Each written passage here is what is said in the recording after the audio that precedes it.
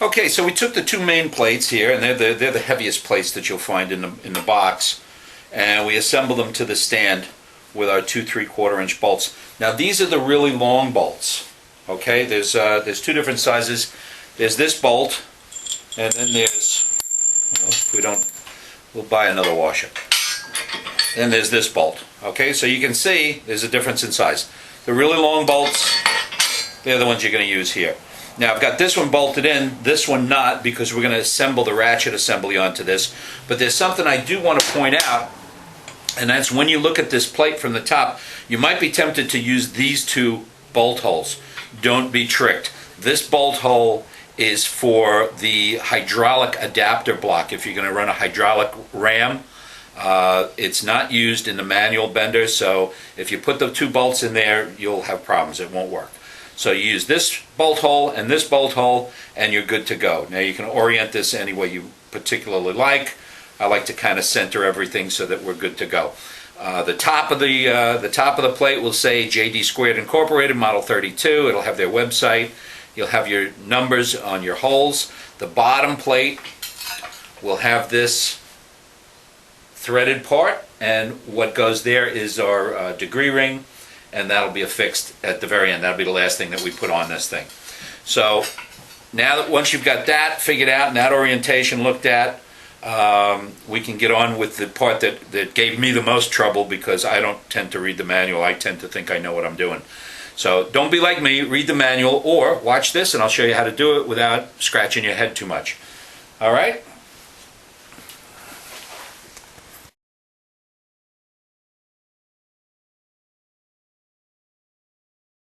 Okay, I found a washer that hit the floor, so we're all back together. We're back in business. These short bolts go with these spacers, the short spacers. The long spacer goes back on the main frame. We'll do that in a minute. But before we get any further, I want to explain to you the differences between these parts. And this is, I got a little confused when I was assembling it, because as I said, I thought I knew what I was doing. So again, don't be like me. Watch this and it'll go a whole lot easier. You have the ratchet bar and you have the anti-springback bar. Now they're differentiated in two ways. One, the ratchet bar is a little bit thicker than the anti-springback bar, but more significantly, the anti-springback bar does not have a bushing in this end. The ratchet bar has a little oilite bushing in the end, and that's something that you want to keep in mind. You're also going to find two washers in your hardware pack, or spacers actually. One's 9/16 inch thick and one's 3/8 of an inch thick.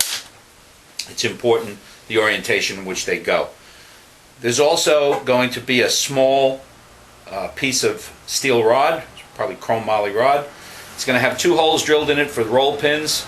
They'll have the roll pins in the bag, and when you get this, you might want to deburr the edges just a little bit. Just take off any little rough edges. Test fit it, make sure that it fits into that bushing without any kind of binding or scraping or scratching, and you'll be better off in the long run. The final piece of this whole assembly is going to be the ratchet handle, and again, that's two pieces. There's an internal handle, which can telescope out if you're bending heavier stuff and need the extra leverage. That can be retained with a pin, or you can just leave it out altogether. It's probably just better to leave it in there like that. This way it doesn't get lost or run away. Now we'll put this off to the side for a second. We're going to take our handle like this, and we're going to assemble this. First thing we're going to do is we're going to take the ratchet bar and we're going to place it into the handle. When you do that, you can drop this steel pin in and just set that off to the side. You can drive your roll pins in now, or you can wait. I just wait till everything's working. So now we've got that. We're good to go. That's one piece complete. The next thing we're going to do is we're going to take the anti-springback bar and we're going to assemble that. But that's going to be easier to do if we pull the main frame over here so that you can see how it goes. Now the next thing we have to do is we have to assemble this. This was the long bushing. Remember, we have the long bolts and the short bolts. The long bolts are going to go through the main frame, the short bolts we'll use later. So we want the long bushing, and we're going to assemble everything onto the long bushing. So we'll take the short spacer, the ratchet bar, the anti-springback bar rather, and the thick spacer. We'll put that all together, and this is where it helps to have a friend with three hands. What I'm going to do now is I'm going to assemble all this, and I'm going to put it through the handle, and the handle has the bronze bushings as well, top and bottom. So this whole assembly is going to look like this.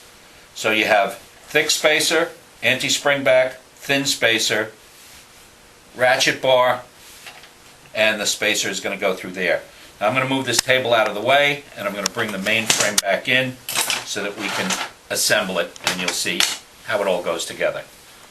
So just to recap, we have our bushing here, our completed assembly with our ratchet bar, anti-springback, our thick spacer, and our thin spacer, and we're ready to put this into the main frame. So I'm going to get this out of the way, and I'm going to show you how to load this into the main frame. Okay, we have our main frame here, and this bolt right here has a nut on the bottom. This one doesn't. The one that's nutted isn't really too tight, so we're going to take this bolt out. Again, make sure that this doesn't change so that you don't lose your bolt hole. We're going to come and take the entire assembly with the ratchet bar and the spring arm. We're going to hold it all together like this, and we're going to slide it in. This is why you don't want to have the, let's see if I can just hold everything together. You don't want to have the main frames too tight, because then it's going to be difficult to slide it in. Make sure you have a washer on the top of the long bolt. Drop it in and do a little wiggling waggling, and there you go. Then you're going to take another washer and a nut, put it on the bottom. You'll tighten this whole assembly down, and you'll be good to go. Again, I want to stress, don't use this hole because it won't work. This should now come around, and you should be able to bring this in like that. Now, this bolt is going to stop it, and you'll see how this all works when we put it all together. Notice the orientation. This part that protrudes, which is where the main die pin is going to go, is going to be towards you probably as you're doing it. I'm standing behind it so that you can see. You'll probably do it from the other side, but that's all right. Again, make sure that everything is in the orientation it's supposed to be, JD squared up on the top, and this will be ready for you then to go to the next step. And that's what we'll do right now.